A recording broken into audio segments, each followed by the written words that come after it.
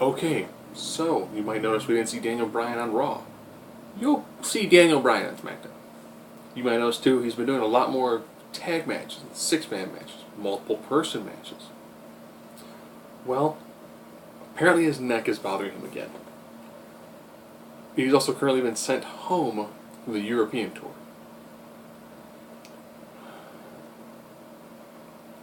So now there's discussions of, did the procedure that he underwent, did it not take? Did he come back too soon? It was one of those, are you healthy? Yes. Did he potentially pass their training program? Did he probably actually get past their physical to get back in the ring? Yeah. Could he have maybe kind of lied a little about the pain that he was in? Maybe there's enough adrenaline to keep him going through some of these things. Now, of course, when he came back, people said he probably should tone down his style. We don't need to see diving headbutts all the time. We don't need to see suicide dives all the time. We don't need to see the corner drop kick. He could have gone to ground and pound submission wrestler and throw in the occasional. You don't need to see the top rope front drop kick. And I'll be honest, I mark the crap out of it because it looks vicious. Maybe he shouldn't take half and halves from Luke Harper. There was complaints that Harper was rough on him, that Sheamus was rough on him.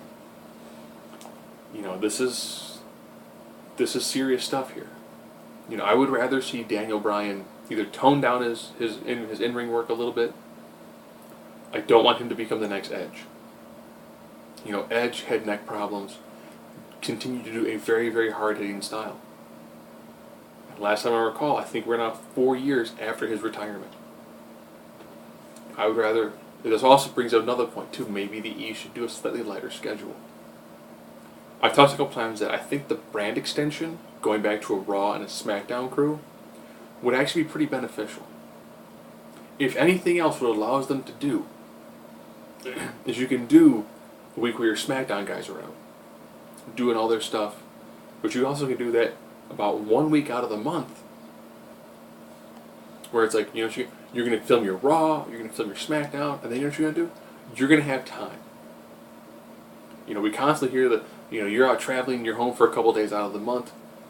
What if instead of just a couple of days, what if they got the occasional week? Maybe it's not every month, maybe every a couple of months. Maybe the week you do the pay-per-view, maybe they don't do a show on like Thursday and Friday. Maybe they get that time to kind of just relax. Maybe they get a couple extra days here and there every month, just let their bodies kind of relax, kind of get back into a more natural swing of things. If you do the brand extension, it actually allows you to have your Raw brand, your SmackDown brand. It really actually forces you to create new stars in different storylines. Some of this might actually help some of the guys who seem to get a lot more injured.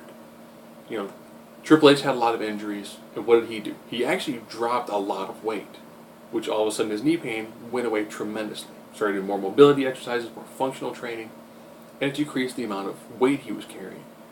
And it helped him heal. I want to see Daniel Bryan wrestle. I do. But I would rather he tone it down, take some time off, get actual full recovery, than have to induct him in the Hall of Fame next year because he's retired.